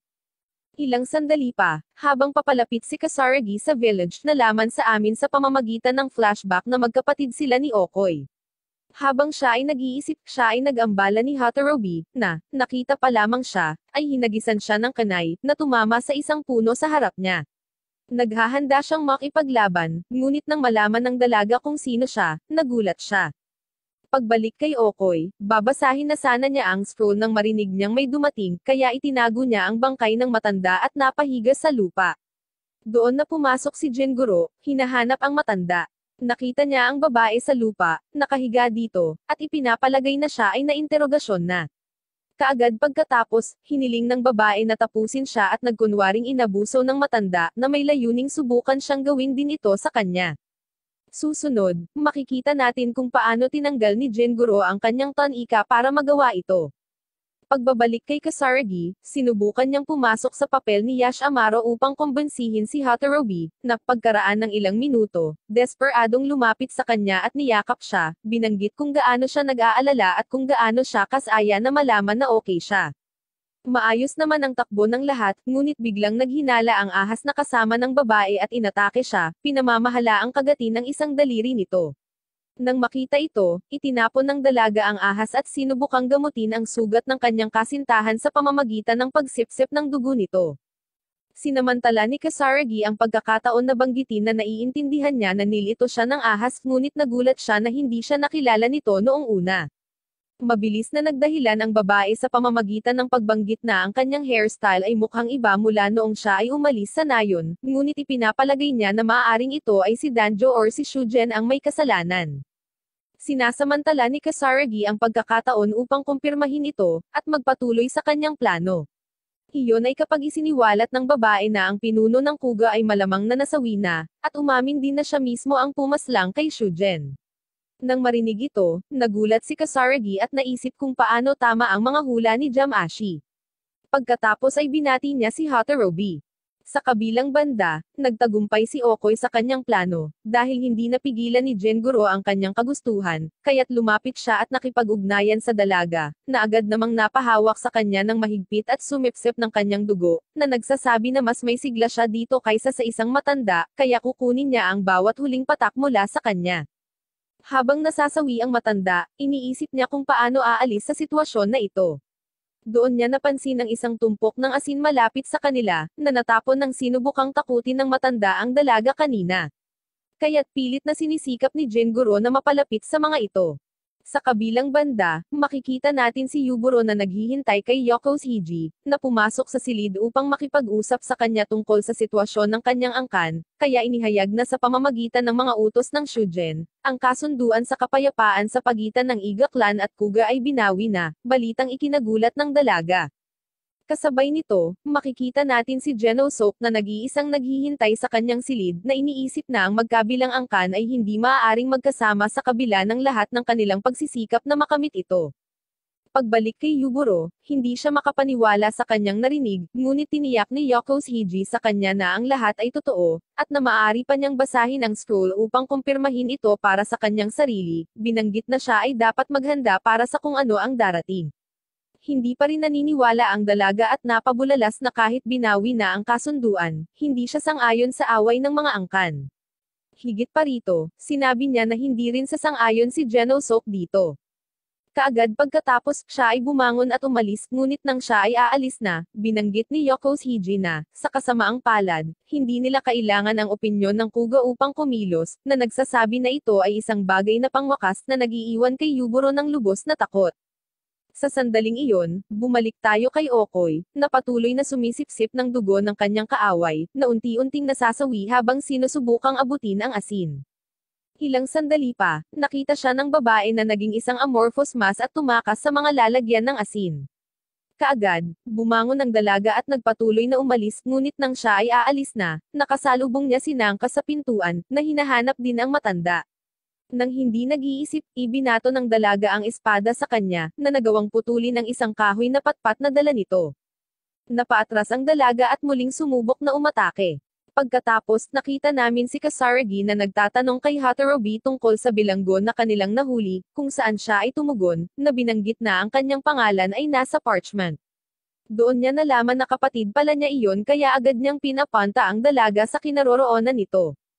Samantala, nagawa ni Nangka na i-immobilize si Okoy, na agad na nagsimulang sumipsip ng kanyang dugo, ngunit ang kanyang kakayahan ay hindi naging kasing epektibo dahil hindi siya maaaring magkaroon ng sapat na contact sa kanyang balat dahil sa katotohanan na ang kanyang kaaway ay natatakpan ng buhok. Ito ang dahilan kung bakit, pagkaraan ng ilang segundo, nagawa niyang gamitin ang kanyang mahabang buhok bilang mga karayom para tumusok sa kanyang buong katawan, na iniwan ang babae sa isang kritikal na estado habang sinasabi niya sa kanya na kahit na siya ay inutusan na huwag tapusin ito, wala itong pagpipilian. Sa sandaling iyon, nakita namin si Kasaragi at Hotorobi na papalapit sa lugar kung saan nila nilagay si Okoy, at pagkabukas ng pinto, laking gulat niya nang makita ang kanyang walang buhay na kapatid na babae sa tabi ni Nangka. Gayunpaman, nananatili si Kasaragi na kalmado at nagpatuloy sa kanyang pagganap. Sunod na nilapitan niya ang katawan ng kapatid at yumuko sa tabi nito. Sinabi niya kay Hotorobi na mayroon pa ring kaunting kamandag ng ahas sa kanyang sugat. Nang marinig ito, nagsimulang magbiro si Nangka, binanggit na maaaring karapat-dapat ito kay Yash Amaro para sa paghahanap ng kanyang sarili ng isa pang kasintahan, na nagpagalit sa babae at nagsimulang makipagtalo sa kanya. Sa sandaling iyon, hinawakan ni Kasaragi ang kamay ng kanyang kapatid at sinubukang makipag-usap sa kanya. Pagkatapos, natuklasan na mayroon silang isang uri ng espesyal na koneksyon, dahil ang babae ay nakakatugon sa kanya kahit na sa kanyang estado, na nag-abiso sa kanya na pinamamahalaang niyang tapusin ang matanda at nainiwan niya ang pergamino na nakatago sa mga bag ng asin. Pagkatapos nito, unti-unting naglaho ang dalaga hanggang sa hindi na siya marinig ni Kasaragi. Ilang sandali pa, tinanong siya ni Nangka tungkol sa nangyari sa Sunpu, ngunit bahagyang sumagot ang infiltrator, na nagsasabing hindi siya makakapagkomento sa anumang bagay nang hindi muna nakikipag-usap kay Yuburo, kung saan tumugon sila, na binanggit na siya ay nasa isang pulong kasama si Yokos Hiji, na sinusubukang akitin siya dahil inaangkin nila na siya ay ganap na nabulag ni Genosoup. Sinamantala ni Kasaragi ang pagkakataon na tanungin kung hindi pa nila siya pinapaslang, ngunit ipinahayag ni Nangka na, sa katunayan, si Yokos Hiji ay masyadong natatakot kay Genosoup. Pagkatapos nito, tinanong siya ng babae kung gusto niyang bigyan siya ng antidote ngunit tumanggi siya. Para bang hindi iyon sapat, pagkatapos nito, nalaman niyang may 3 pang miyembro ng kanyang angkan ang pinaslang, sina Jasok, Jam-ashi, at Shujen. Kasabay nito, habang nakikinig siya sa kanyang kaaway, ipinadaus-dos ni Kasaragi ang kanyang kamay sa pagitan ng mga supot ng asin at kinuha ang scroll. Pagkatapos nito, gumapang si Jingoro palabas ng kanyang pinagtataguan, nang hihingi ng tubig, kaya itinapon siya ni Nangka sa labas ng bodega para mabasa siya ng ulan. Pagkaraan ng ilang sandali, natuklasan ng mga miyembro ng IGA ang katawan ng matanda, at ang masaklap pa, si Yuburo, nagalit nang malaman na may hawak silang bilanggo, ay nagtungo doon kasama si Yokos Hiji at ang iba pa. Pagdating pa lang nila, nakita sila ni Kasaragi at tinitigan ng diretso ang mga mata ng dalaga, dahilan para bigla siyang umatras at nasira ang kanyang pagbabalat kayo, na ikinagulat ng mga IGA ninja. Ito ang dahilan ng pag-atake ni Nangka sa kanya, lubos na galit ngunit nagawa niyang iwasan ang kanyang pag-atake, na binato ng asin sa kanyang mga mata. Agad na kinuha ni Kasaragi ang kanyang kutsilyo at inihagis ito kay Yuburo, tinamaan ito, pinalipad siya at nasugatan si Yokos Hiji sa balikat. Ang babae ni Genosoup ay nasalo ni Koshiro, na siyang nag-iingat sa kanyang pagkahulog. Pagkatapos ay itinapon ni Kasaragi ang scroll. Nang malapit na itong makuha ni Jingoro, nagpakita si Kasumi, nasalo ito at hinampes ng malakas ang Grey na ninja, na sumigaw at dumapo kay Ikino. Agad siyang tumakas dala ang scroll, at ang Iga ninjas ay hindi nag-atubiling habulin siya.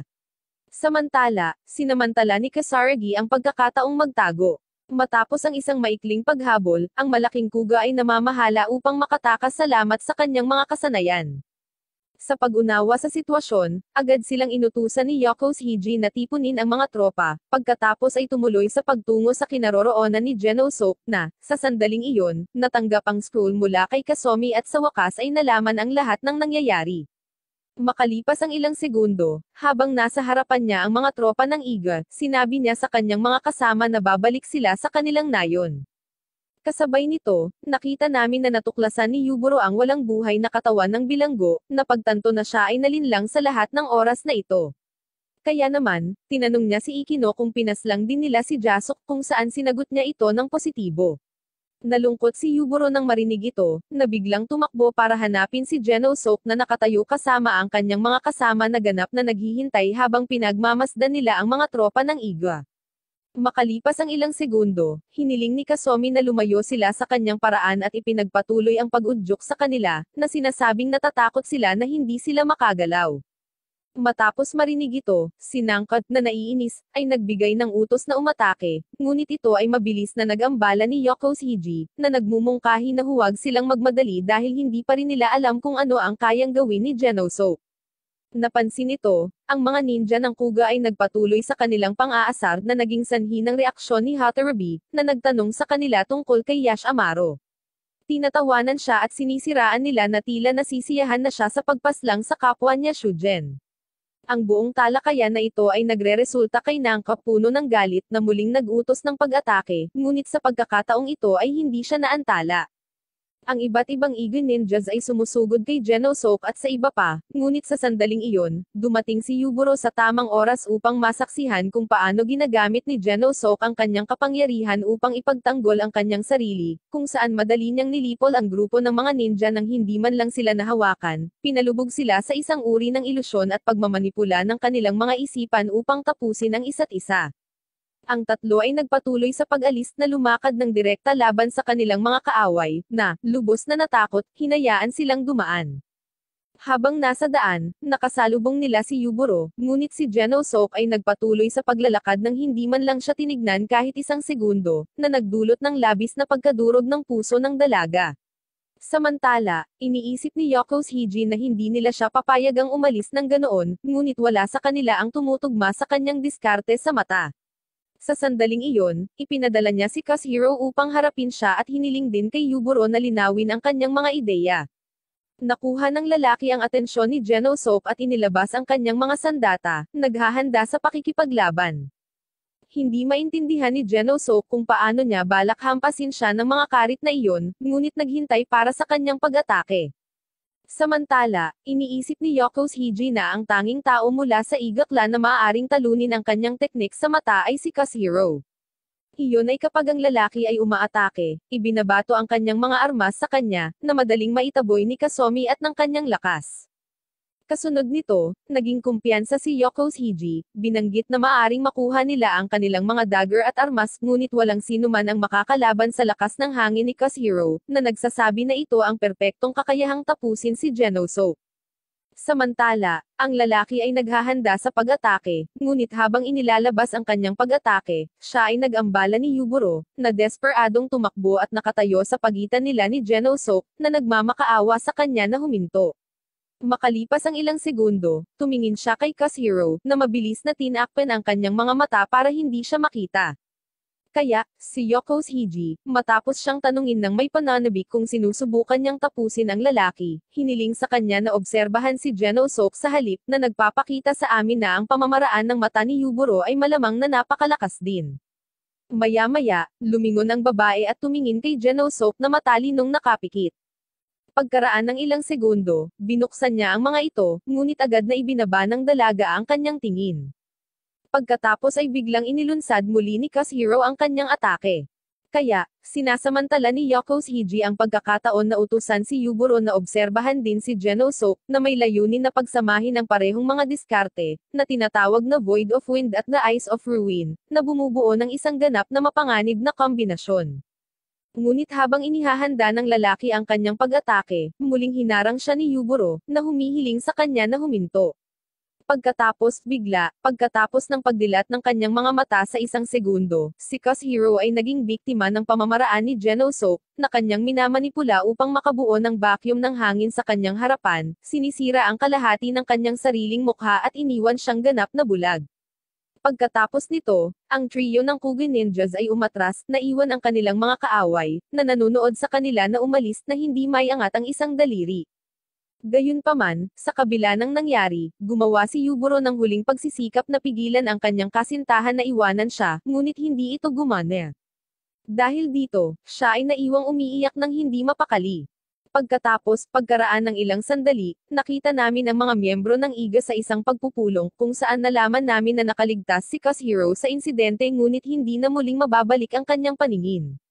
Nang malaman ito, inutusan ni Yokos Hiji si Ikino na alagaan siya habang sinisisi si Yuburo para sa hindi mapapatawad na kanyang mga aksyon, kung saan sinubukan ng babae na humingi ng tawad, ngunit siya, sa galit, ay nagsabi na kailangan muna niyang humingi ng tawad sa mga miyembro ng IGA na pinaslang noong sa huling 400 taon, nang hindi binibilang ang kanilang dating pinuno, si Ogan, na sinasabing ang kanyang ginawa ay pagtataksil sa kanyang angkan. Nang maglaon ay binanggit nila ang kanilang mga nasawi na miyembro, at higit na mahalaga, ang scroll na ninakaw mula sa kanila, na sinasabi nilang dapat nilang mabawi sa lahat ng mga gastos at samantalahin ang pagkakataong ito upang maghayganti. Dahil dito, binanggit ni Yokos Hiji na dapat lumahok si Yuburo sa labanan at hiniling sa kanya na mangako na haharapin niya si Genosok. Nagdulot ito ng muling pagluha ng dalaga, na nagsasabi na hindi niya ito kayang labanan, na ikinagalit ni Yokos Hiji at nabanggit na ang buhay ng kanyang mga kasama ay nakasalalay sa kung paano niya ginagamit ang kanyang mga mata, kung saan tinanong ng dalaga kung ano ang dahilan ng labis na puot laban sa kuga. Binanggit ng kanyang mga kasamahan na mahigpit na pinakiusapan ng kanilang dating pinuno na huwag ilabas ang paksa sa harap ng kanyang apo. Gayunpaman, dahil sa sitwasyon, nagpa siya silang sabihin sa kanya. Doon, nalaman natin na, noong nakaraan, ang angkan ng kuga ay nasa serbisyo ng mga warlord at gumawa ng mga kalupitan sa kanilang pangalan. Ito ay mga entidad ng gobyerno na tumugon lamang sa isang pinakamataas na autoridad, tulad ng shogun. Isa sa mga grupong ito ay ang Oda Army, na siyang unang gumamit ng mga baril sa Japan. Noong panahong iyon, ginamit nila ang mga ito para madaling sirain ang ibang mga pinuno. Sa pagkakaroon ng napakaraming kapangyarihan, ang kuga ay lumapit sa kanila at sinamantala ang pagkakataon na manghuli at makuha ang Iga clan. Simula noon, ang puot sa pagitan ng dalawang angkan ay tumataas. Binanggit nila na kahit na hindi binawi ni Hanzo ang kasunduan sa kapayapaan, ang puot ay magpapatuloy. Nang marinig ito, sumagot si Yuburo, na sinasabi na hindi nila masisisi si Genosok at ang kanyang mga kaalyado para dito. Ngunit sinagot siya ni Yokos Hiji, na sinasabi sa kanya na huwag subukang burahin ang sakit ng kanyang mga ninuno, at na ang pag-iwan sa mga bagay na tulad nito ay hindi isang marangal na pamana. Pagkatapos nito, ibinunyag niya na pinaslang si Shugen habang sinusubukang magplano laban sa Iga clan sa ngalan ni Danjo Kuga. Higit pa rito, idinagdag niya na ang huli, bilang lolo ni Genosok, ang pumaslang sa kanilang pinunong si Ogen. Pagkatapos ay ipinagtapat niya kay Yuburo na kung makikibahagi lamang siya sa labanan, sigurado silang hindi magiging walang kabuluhan ang pagkasawi ng kanilang mga kasama. Upang tapusin ang pag-uusap, idinagdag niya na ito ang nais ng kanyang matandang pinuno. Pagkatapos ay bumangon ang babae, humingi ng kaunting oras, at umalis. Pagkatapos nito, binuksan ni Yuburo ang isang drawer at inilabas ang tila isang garapon na may mga misteryosong nilalaman. Tinitigan ito ng dalaga at iniisip ang kanyang lola. Sa kabilang banda, nakikita natin ang mga miyembro ng kuga na sabik na naghihintay sa pagbabalik ni Genosok at ng iba pa. Nakita nilang dumating sila sa nayon at agad na nagtaka kung ano ang nangyari sa mga nawawalang miyembro. Pagbalik sa Iga, nakita naming pumasok ulit si Yuburo sa kwarto, hawak ang garapon na kinuha niya sa drawer. Nang makita siya, tinanong ni Yokos Hiji kung nagawa niyang linawin ang kanyang mga pagdududa, ngunit hindi sumagot ang babae. Pagkatapos ay dahan-dahan siyang umupo. Biglang napansin ng ibang miyembro ang garapon at naalarma. Mabilis na lumapit si Yokos Hiji, tinanong siya kung ano ang ginawa niya at itinaas ang ulo ng babae. Sa kabilang banda, sa Suno Palace, isang pulong ang nagaganap kasama ang shogun, si Ieyasu, kasama ang kanyang mga nasasakupan. Doon namin nakilala si Hattori Hanzo Koyoichiro, ang taong nagpapaalam sa kanila ng kasalukuyang sitwasyon ng labanan sa pagitan ng dalawang angkan. Nalaman nila na ang mga ninja ng kuga ay nagdose ng 4 na casualty, na nagiiwan sa angkan ng Iga sa isang sitwasyon ng higit na kahusayan. Nagulat sila kung gaano kabilis ang mga pangyayari. Pagkatapos ay nagpatuloy si Hattori na sabihin sa kanila kung paano naalis ang bawat isa sa mga nasawi na miyembro, simula kina Danjo at Ogen, ang mga pinuno ng angkan na nagpaslanggan sa isa't isa sa sandaling umalis sila sa Sunod Palace, at kung saan ang mga labi ay natagpuan sa isang kalapit na ilog. Kung saan ang grupo ay tumugon sa pamamagitan ng pagtatanong kung hindi nila dapat gawin ang isang bagay sa kanila, ngunit binanggit ni Hattori na, dahil sa kalikasan, ang dalawa sa kanila, na tinutukoy ang pagmamahal na nadama nila para sa isa't isa noong kanilang kabataan, ay mas piniling iwan sila sa isang lugar kung saan maaari silang magpahinga ng mapayapa. Nang marinig ito, binanggit ni Monuri, isa sa mga kasamahan ng shogun, na malamang na patuloy na sasamantalahin ng mga miyembro ng Iga ang kanilang kalamangan sa kanilang mga kalaban, at isinasaalang-alang kung gaano kabilis umunlad ang lahat. 2 araw lang ang lumipas mula nang masira ang kasunduan sa kapayapaan, malamang, ang buong paghaharap na ito ay magtatapos ng mas mabilis kaysa sa inaasahan nila.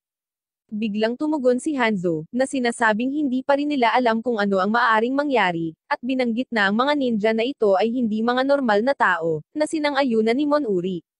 Habang inaalala ang away na nasaksihan niya sa pagitan ni Yash Amaro at Shujen sa palasyo, sinasabi niya na sa pag-iisip lang iyon ang pakikipaglaban na iyon ay nagpapatayo ng buhok ng kanyang balat, at nasa harap nila, kahit na ang pinakamagaling sa mga sundalo ay walang iba kundi isang uod lamang sa kanila. Nang maglaon, hiniling niya kay Hattori na ibigay sa kanya ang mga detalye ng unang labanan, kung saan siya ay tumugon sa pagsasabing ang labanan ay nangyari sa pagitan ng isang chubby na lalaki, na walang sino man ang mag-iisip na isang ninja, at isang kakaibang matandang lalaki. Binanggit niya na, nakakagulat, wala sa kanila ang nakakaalam na ang kasunduan sa kapayapaan ay binawi, at hindi rin nila alam na ang kanilang mga pinuno ay nasawi na. Kaya, binanggit ni Hattori na naglalaro lang sila at nagpatuloy na sabihin sa kanila ang tungkol sa labanan. Ipinakita ni Monuri ang kanyang pagkagulat sa pamamagitan ng pag-iisip kung paano maaaring pahabain ng isang matandang lalaki ang kanyang mga braso at binti ayon sa gusto niya. Sa makatuwid, hinihiling niyang malaman kung paano natapos ang nasabing paghaharap, kung saan ang impormante ay tumugon na ito ay nagtapos sa isang lugar sa kabundukan sa hangganan sa pagitan ng Iga at ng Kuga, sa sandaling nakatagpo ng mga Iga ninja ang apo ni Danjo, si Geno Soap, na tinapos ang kanilang laro ng matandang lalaki at ng chubby ninja. Matapos marinig ito, ang mga naruroon ay nagtanong tungkol sa susunod na laban, kung saan ipinahayag ni Hanzo na, malinaw naman, para sa magkabilang panig, ito ay isang pagkakataon upang tapusin ang kanilang lumang pagtatalo sa larangan ng digmaan. Pagkatapos ikinwento ni Hattori ang labanan sa pagitan ng 5 Iga ninjas na tumugis kay Shujen para kunin ang scroll mula sa kanya, na sa wakas ay natalo at napaslang ni Hatarobi, bagaman nagawa niyang iligtas ang scroll sa pamamagitan ng pagbibigay nito kay Jamashi, na nakatakas at kalaunan ay nawala ang kanyang buhay sa mga kamay ni Yokoshiji, na nagbibigay ng kalamangan at ang scroll sa kanyang mga kaaway, na kalaunan ay nagpasya na sirain ito at panatilihin ang isa lamang. Ipinaliwanag sa kanila ng impormante na nilayo ng Iga clan na samantalahin ang katotohanang hindi alam ng kanilang mga kaaway ang deklarasyon ng digmaan. Kaya, pinagtatalunan ng mga kasamahan ng Shogun ang issue, binanggit na ang sinusubukang gawin ng Iga clan ay may katuturan, dahil mawawalan ng inisyatiba ang Kuga na makipaglaban kung hindi nila alam ang katotohanan tungkol sa kasunduan. Kung saan binanggit ni Hanzo na mahalagang tandaan na ang mga kalaban ay hindi samurai dahil gumagamit sila ng mga dirty tricks. Sa oras na iyon, ang iba't ibang mga labanan na nangyari ay ikinwento, tulad ng laban ni Najasok kay Ikino, kung saan ang babae ay nagsamantala ng kanyang mga kasanayan upang talunin ang kanyang karibal. Binanggit din nila noong sinubukang samantalahin ng chubby na lalaki ang vulnerabling estado ni Jingoro para ay blackmail siya, at makakuha ng impormasyon mula sa kanya, na alam naming nagresulta sa malagim na pagkasawi ni Jasok. Susunod, sinabi rin ng sumalakay ang 5 Iga ninja sa nayo ng Kuga at tinambangan ni Kasumi at ng kanyang mga kapangyarihan ng pagka-invisibility, kasama ng iba pa niyang angkan, na nagresulta sa pagpaslang ng maraming miyembro ng angkan ng Kuga. Pagkatapos nito, binanggit ng impormante na nasaksihan niya ang lahat ng mga kaganapang ito ng kanyang sariling mga mata, na nagsasabi na ang sumunod na nangyari ay nakita ng kanyang mga tauhan, at binanggit na ang mga sumusunod na labanan ay lalong matindi. Matapos marinig ito, nagkomento si Monuri na kasalukuyang namumuo ang matinding salungatan sa pagitan ng dalawang bata sa Edo na binanggit na mayroong matinding puot sa mga tagapagmana ng pangalawang shogun. Binanggit niya na ang mga tagapag-alaga ng parehong tagapagmana ay nagkaroon ng malakas na ambisyon, at inamin niya na, sa ngayon, mayroon ng isang marahas na insidente, na nangyari noong nakaraang taglamig, kung saan si Takichi, isa sa mga batang tagapagmana, ay nalason habang naliligo sa paligan. Sa kalaunan ay nailigtas siya ng kanyang tagapag-alaga, na natagpuan siya at nagawang sipsipin ang lason mula sa kanyang katawan. Idinagdag niya na ang sitwasyon ay nawala sa kamay ng Edo. Pagkatapos ay nag-ambala siya ng dating shogun, na nagsasaad na ang lahat ay nangyayari ayon sa plano. At nang maglaon ay ipinagtapat niya na nagawa nilang harapin ng isang infiltrator, na isang Edo, na binanggit na kahit na ang mga lalaki ay ipinagbabawal na lumapit sa inner circle ng kasalukuyang shogun, nakuha nila ang isang monghe upang kumilos bilang isang especially iya upang malaman ang ilalim ng usapin, na nagpahayag na ang mga babaeng ito ay nagbabalak na sakupin ang bansa at na sila ay magiging isang malaking problema bilang hanggat hindi natatapos ang paghaharap na ito. Doon, nakita namin ang isang messenger bird na dumating sa palasyo, na naghahatid ng isang dokumento na may balita tungkol sa sitwasyon ng mga angkan.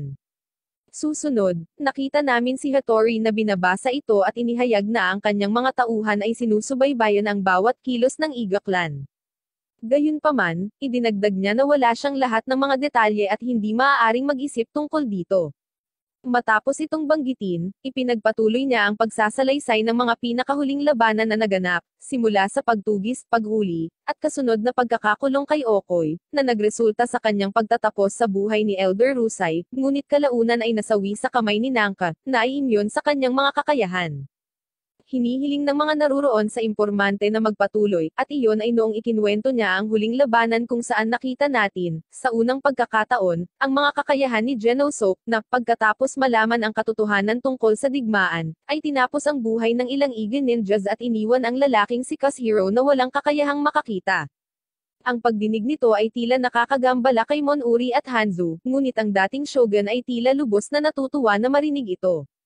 Pagkatapos ay nagpatuloy sila sa pagbabasa ng bilang ng mga nakaligtas sa bawat angkan, binanggit na 7 miyembro ang nananatili mula sa angkan ng Iga at 5 na lamang ang natitira mula sa angkan ng Kuga.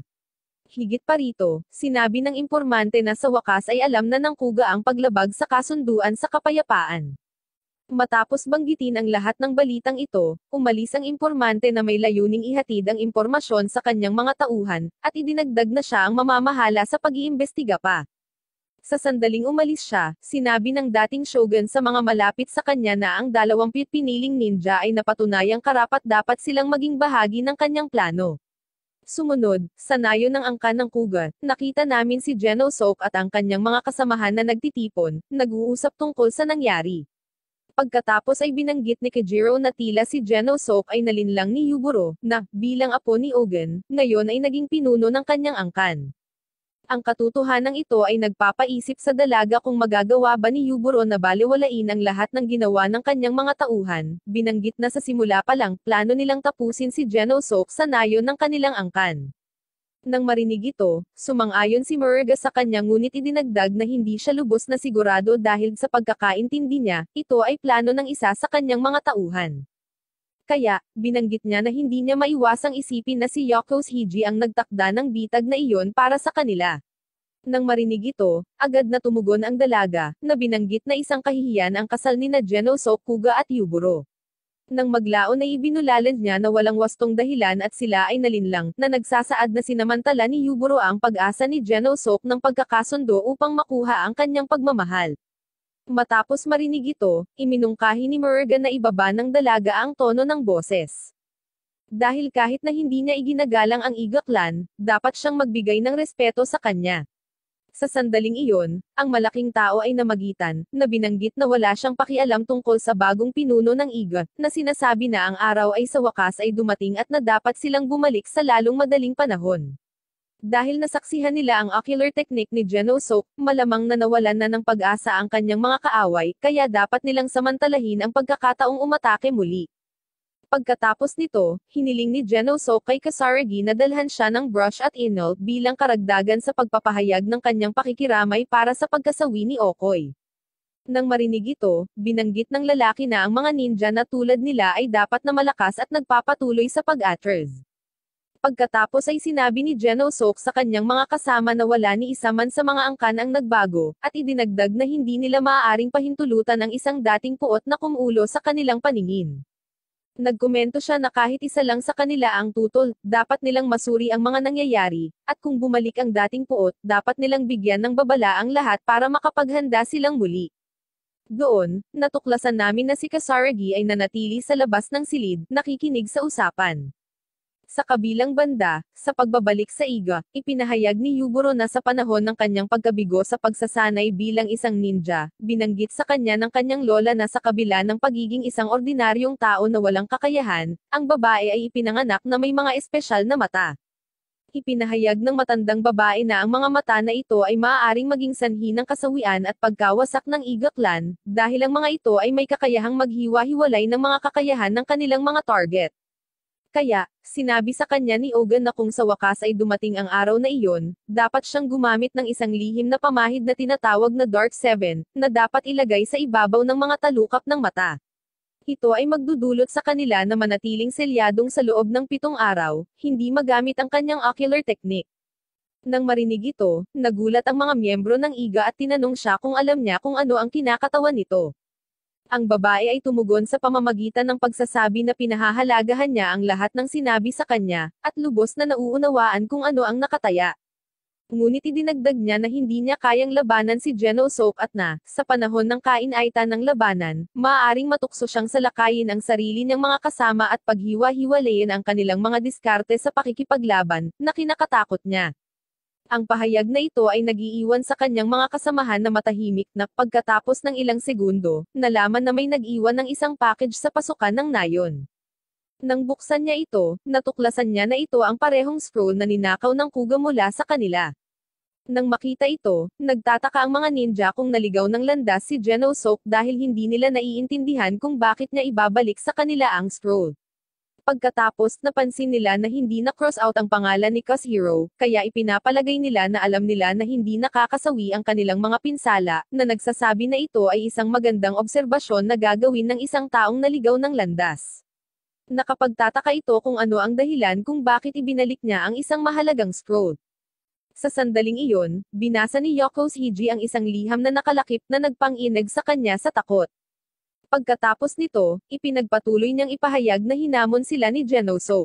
Sa pagbasa ng kanyang mga salita, sinabi niya na, sa kabila ng katotohanan na ang kasunduan sa kapayapaan na itinatag ng pamilya Hattori ay pinawalang bisa, sa personal, wala siyang pagnanais na lumaban. Ngunit, dahil hindi niya alam ang mga dahilan ng paghaharap, nagpasya siyang pumunta kaagad sa Sonpu para malaman ang opinyon ng Shogun at Hanzo sa bagay na iyon. Ipinaliwanag na ito ang dahilan kung bakit siya nahirapang ibalik ang scroll, pagkatapos ay binanggit niya na ang mga taong sasama sa kanyang paglalakbay ay sina Kasumi, Kasaragi, Kijiro, at Murga. Pagkatapos nito, sinabi niya na kung sasamantalahin ng Iga clan ang sitwasyon upang salakayin ang nayon ng Kuga habang wala sila, nanunumpa si Jeno Soap na ang Iga clan ay ganap na malilipol, at idinagdag na wala siyang pagnanais na lumaban or intensyon na tapusin sila hanggang sa natitirang 7 miyembro ng Iga.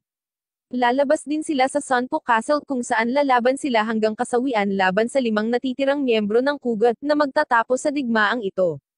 Nagtatapos siya sa pagsasabing kung hindi sila natatakot sa kanya, dapat silang magtungo sa Takito sa lalong madaling panahon.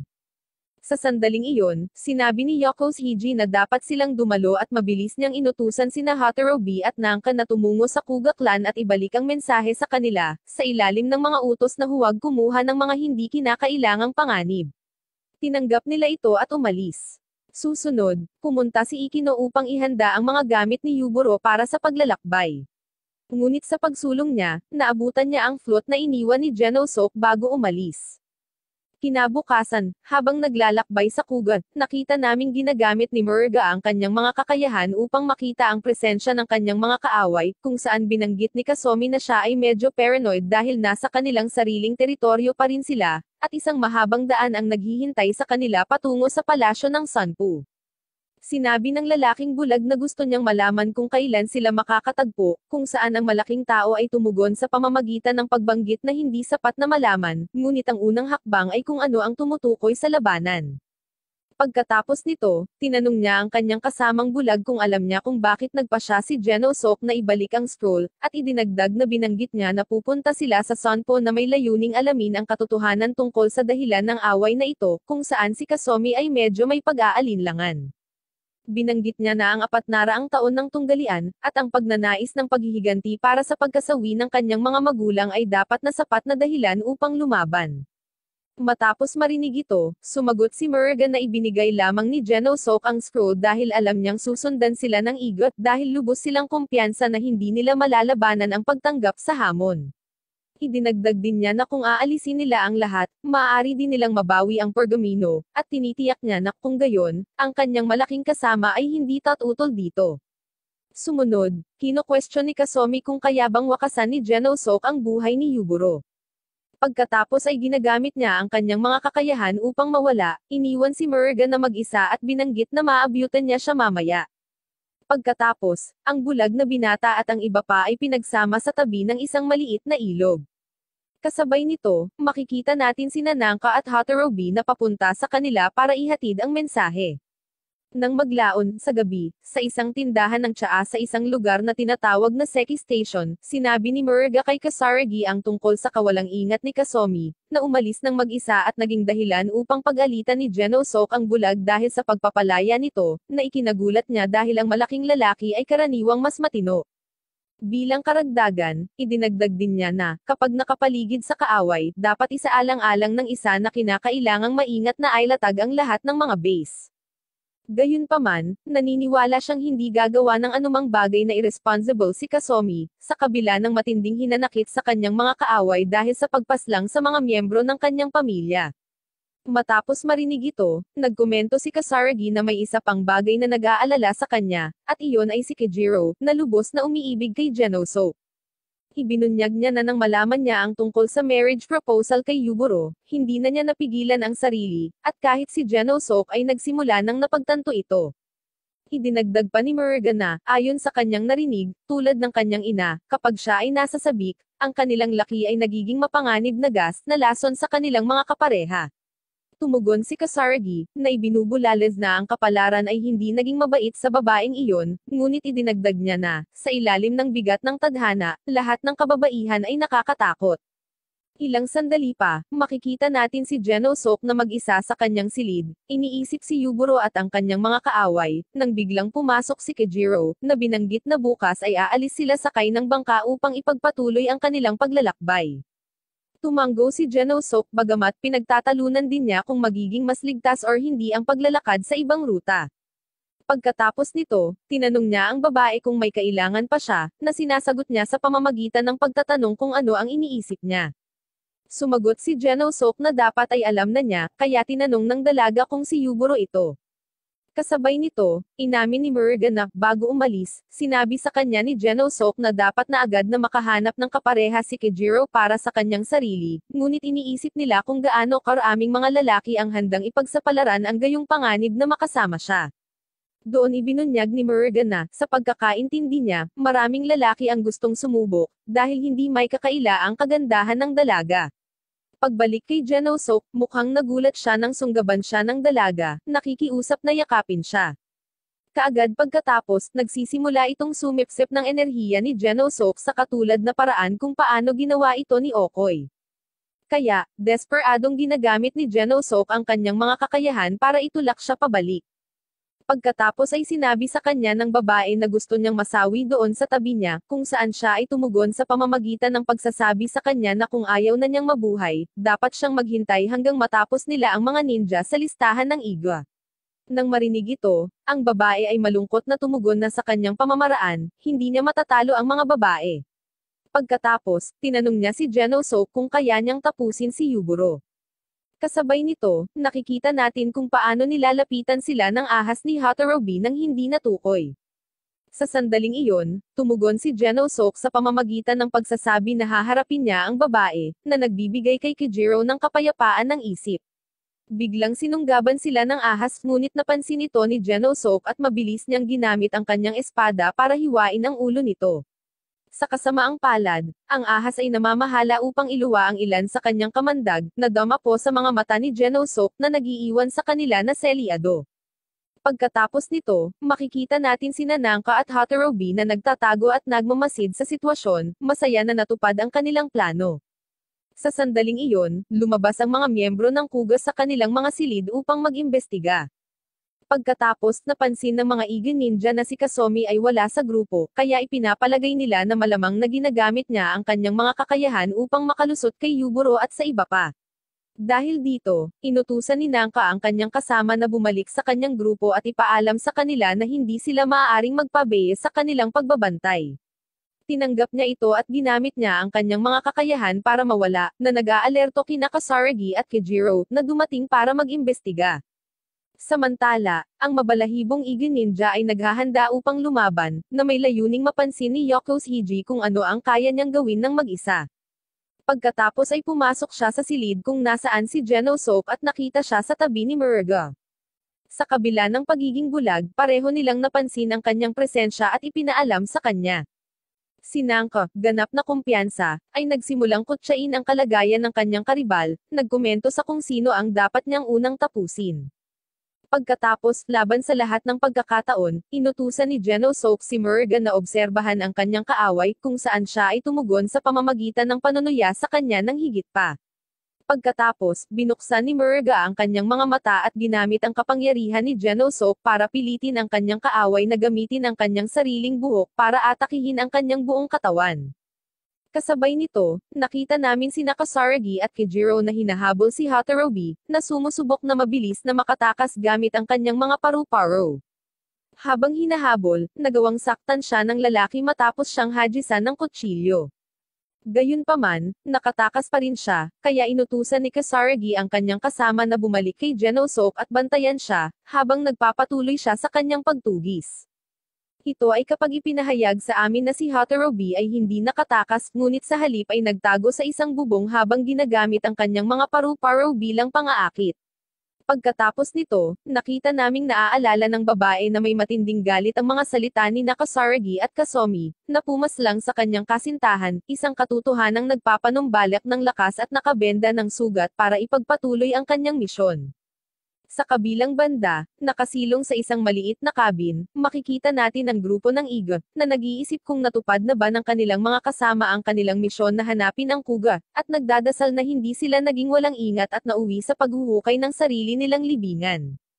Na kung saan si Jinguro ay nagsisisi na binanggit na dapat niyang tinapos si General Soap nang magkaroon siya ng pagkakataon habang nag-espiya sa kanya sa nayon.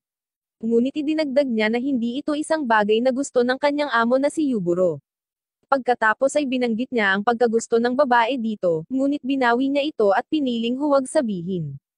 Samantala, inaalala ni Yuburo ang mga sandaling nakipagkita siya sa kanyang kasintahan para i-practice ang kanyang performance para sa engagement ceremony.